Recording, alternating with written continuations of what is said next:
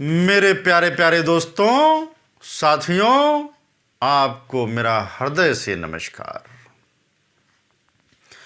मेरे दोस्तों, आज बात होगी, यदि आपके अंदर समर्पण का भाव जाग जाए, समर्पण जाग जाए, तो पूरी दुनिया, पूरी कायनात आपकी हो जाएगी। मेरे दोस्तों, मेरे साथियों, समर्पण दो शब्दों से मिल करके बना होता है। पहला सम और दूसरा अर्पण, इसे कहेंगे समर्पण। यहां पर यह समझना बेहद जरूरी है कि घुटना टेक देना समर्पण नहीं है। हारने का नाम समर्पण नहीं है। कमजोर हो जाने का नाम भी समर्पण नहीं है।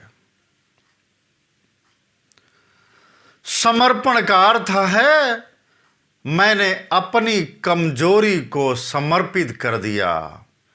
अब हमारे पास सिर्फ और सिर्फ बल है, ताकत है, ऊर्जा है। मेरे साथियों, जब तक समर्पण नहीं होता, तब तक आपको सच्चा सुख नहीं मिलता। अगर आपके पास किसी कार्य के लिए आपने अपने को समर्पित कर दिया, तो ईश्वर भी, अल्लाह भी आपका साथ देगा। मेरे दोस्तों, यह आपको ध्यान देना है, ये आपको समझना है कि मीरा ने समर्पण यह कहकर कि मेरो तो गिरधर गोपाल बस दूसरो न कोई, तो मीरा को पिलाया जाने वाला जहर ईश्वर ने अमृत में बदल दिया। साथियों, ये जानना जरूरी है, द्रौपदी ने हार थककर जब अंत में केवल और केवल अपने को श्री कृष्ण को समर्पण किया, तो भगवान श्री कृष्ण ने द्रौपदी का चीर हरण नहीं होने दिया। द्रौपदी की लाज की रक्षा किया।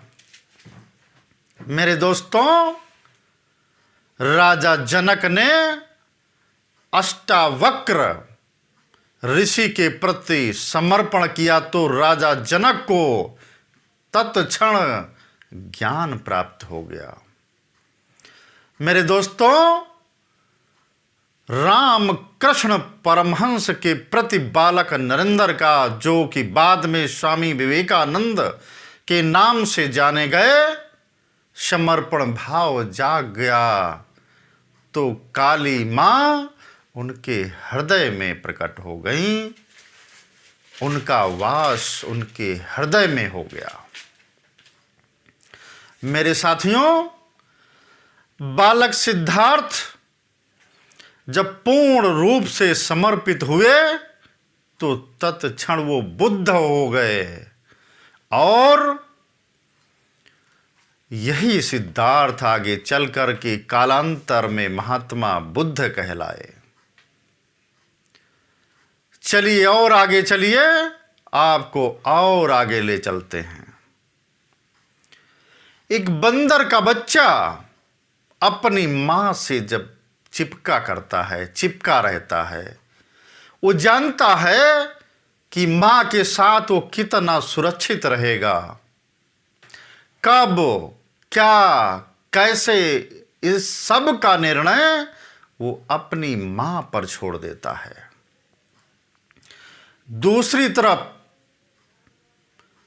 दूसरी ओर एक बिल्ली का बच्चा भी यही करता है, लेकिन अपनी मां से चिपकने के वह स्वयं को छोड़ देता है।